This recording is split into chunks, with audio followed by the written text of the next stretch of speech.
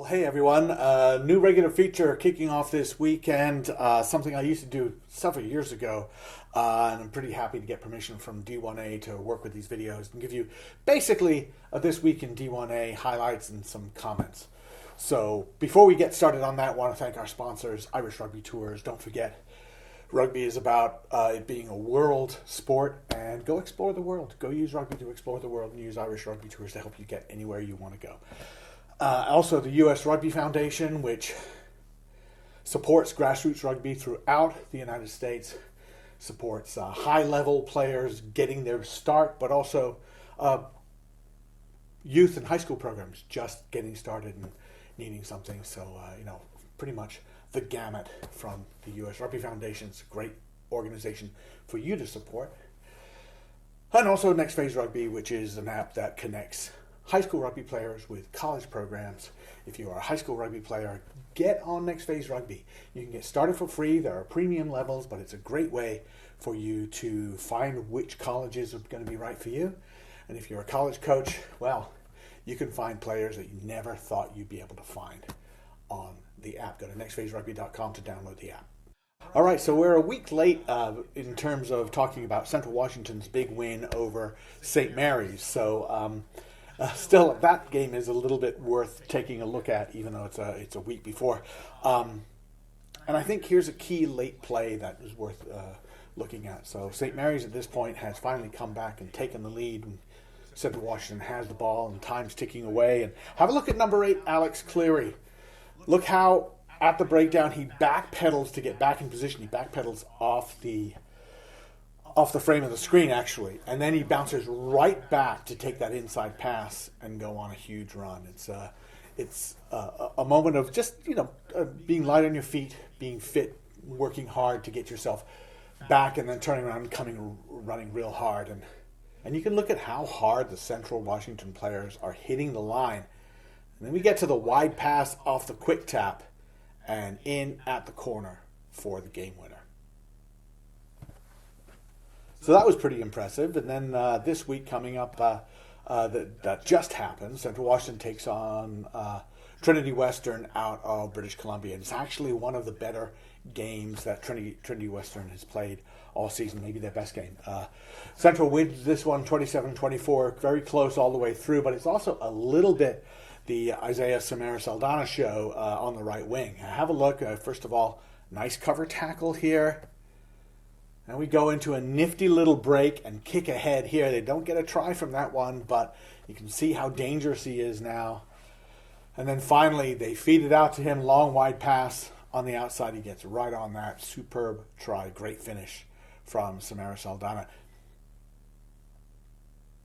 But it's still pretty close at the end of the game, and here we go again with some really good work from Central Washington to move the ball quickly, get it out to Isaiah Samara Saldana, and he is gone in for his second try.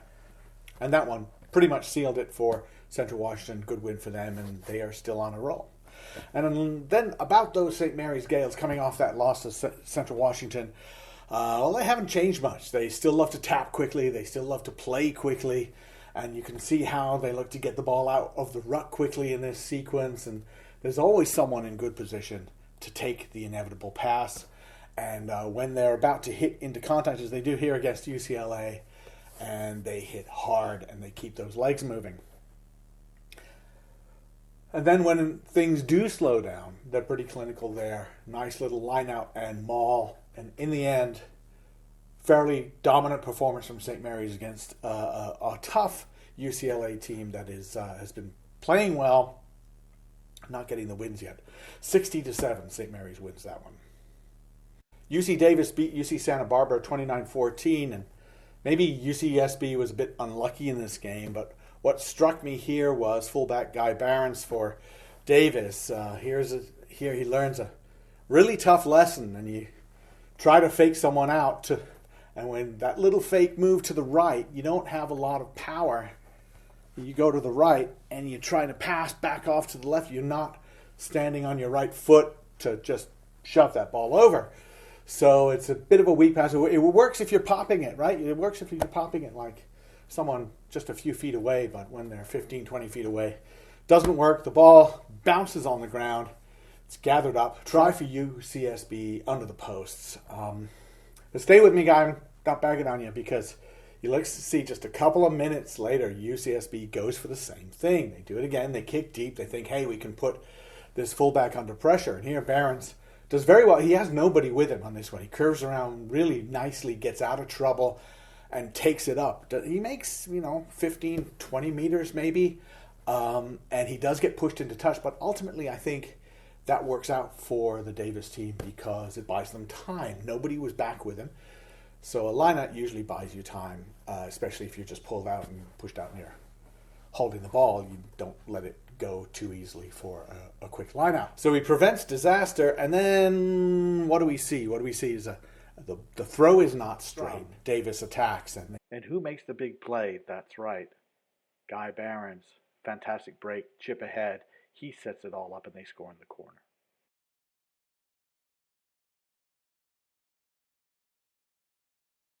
That's a great lesson in learning lessons, and learning lessons immediately within a game, but also trying to just sort of flush something that didn't go right, forget about it, and come back with a big play later on. Cal Poly won pretty convincingly against San Diego State. We don't have to go into dwell on this too long, really. SD State is rebuilding. Cal Poly is playing some really good rugby right now. But look how they move the ball from side to side. Really what they're doing is they're spreading the defense very well. And then when that gap opens up, the stretch defense in the middle, there are gaps, and they exploit those gaps. They go up the middle. And then they go back out to the sideline. Nice try here. There are plenty of tries from Cal Poly. Good win for them. Also in the California Conference, Santa Clara put in one of their better performances of the season, beating a somewhat injury-hit UC Santa Cruz 62-17.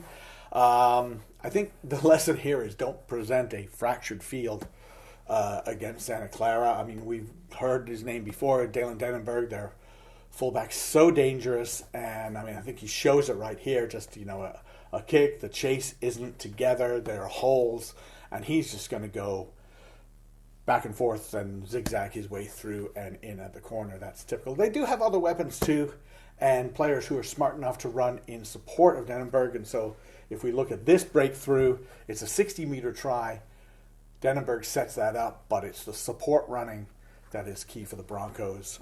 Important win for them in the California Conference too, but as we know, St. Mary's is atop there, and a pretty solid second is Cal Poly, and they may just be a chase for third at the moment. Out to the Red River, and Texas A&M spent a large proportion of the first half of their game with Texas inside the Texas half, inside the Texas 22 a lot of that time. Tries hard to come by, though, and that's because the Longhorns defended pretty doggedly. I think that's fair to say, but it's also because A&M pushed too much and were impatient, and we can see that here in a couple of examples of trying to get up with the ball because you think you weren't held, and really that was a borderline decision. And borderline there, it's either, oh yeah, we let you run, or it's penalty against you. It's a pretty risky decision to make if you're not absolutely sure. And so that one was called back, and really just lay that back and recycle and keep going. And then stretching a little bit too impatiently over to score off a nice little charge there at the try line. That wasn't a try. But still, A&M scrum power was a key factor in this game, and you can see that from the scrum they get going and they push it over. This is their second try of the first half, and they ended up winning 34-0, but I get the feeling A&M wasn't super happy about it. Still, they lead the Red River, and they lead the Red River pretty comfortably. And then finally we will come to the Mid-South, where Life University came back to beat Lindenwood in Marietta to keep the Mid-South just kind of wide open, really. The game turned on several plays. It was sort of a momentum-shifting game, but certainly it turned on this one. Life's inside their own half. Julian Roberts hoofs it out of his own 22, gets good distance on the kick, but is there a chase? And Lindenwood sends the ball into the middle of the field, 2 passes. Maybe took a little bit too much time. They're looking to return that kick. Seth Cramlett blocks it and picks it up and is gone. Breaks his way out of a tackle nicely as well.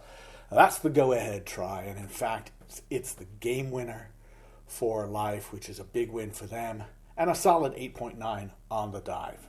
So who do we look at in the upcoming weekend? Well, Arizona-Cal is a big one. Cal's won their first two Pac conference games fairly comfortably. I'm interested to see how good Arizona is this year. First showing, they're pretty good, but against Cal, obviously, you learn a lot. In the Red River, we do see A&M taking on Baylor. That would be a good challenge for A&M, but A&M is looking about as good as they have in the last several years. St. Mary's plays a non-conference game against Grand Canyon, and Grand Canyon certainly one of those independent teams that is looking to make a splash every time they play because rankings are super important to them. And then Lindenwood in the Mid-South looks to rebound against Arkansas State. Arkansas State, they're 0-2 right now. I think they'd like a win for sure, but this may be a tough one to get by a wounded pack of Lions from Lindenwood. So that's your D1A wrap-up for this week. The first of many, I hope. See you next time.